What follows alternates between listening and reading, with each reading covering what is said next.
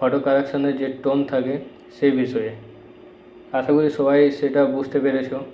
আজকে যেটা বলবো যে একটা পিএইচডি পেজে কীভাবে ফটো বসাতে হয় বা ফটো একটা পেজ রেডি করতে হয় সেটা আজকে আপনাদের সাথে শেয়ার করব এবং আশা করি সবাই বুঝতে পারবে। তো চলো শুরু করি দেরি না করে। তো আমরা ফটোশপের হোম পেজে চলে এলাম এবং 3টে ফটো আমরা এখানে নিয়ে এসেছি। আর একটা আছে বাজার যে অ্যালবাম পিএইচডি পাওয়া যায় সে অ্যালবামের পিএইচডি পেজ। তো এর মধ্যে আজকে ফটোগুলো পেস্ট করব। পেস্ট করার জন্য এই দেখো কন্ট্রোল এ করে ফটোটা সিলেক্ট করে নেবেন।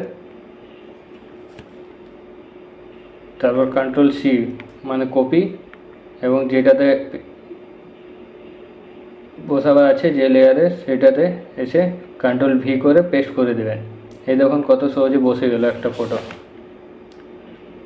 তো এটা একটু ছোটো বড়ো করে এর জায়গা মতো বসিয়ে নিলাম। আপনারাও চেষ্টা করবেন, দেখবেন খুব সহজে একটা 3 মিনিটে একটা পেজ রেডি হয়ে যাবে। এখন পরের ফটো দেখাচ্ছি। ফটোটা এখান থেকে সরিয়ে দিই। পরের সেম প্রসেস, কন্ট্রোল এ কন্ট্রোল সি, যে লেয়ারে বসাবে ওই লেয়ারে গিয়ে কন্ট্রোল ভি করে এই দেখুন খুব সহজেই বসে গেল।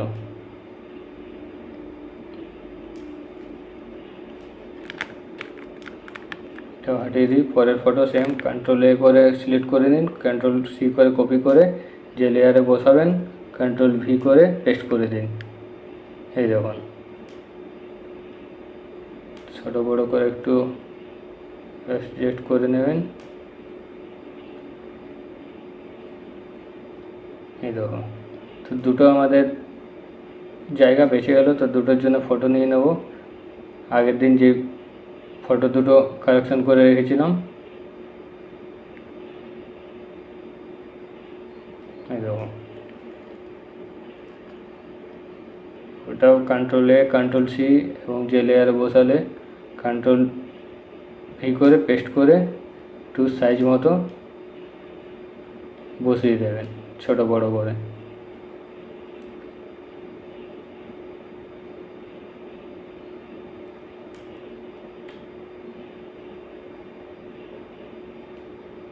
এই দেখুন কত সুন্দরভাবে বসে গেল। এটাও সেম প্রসেস।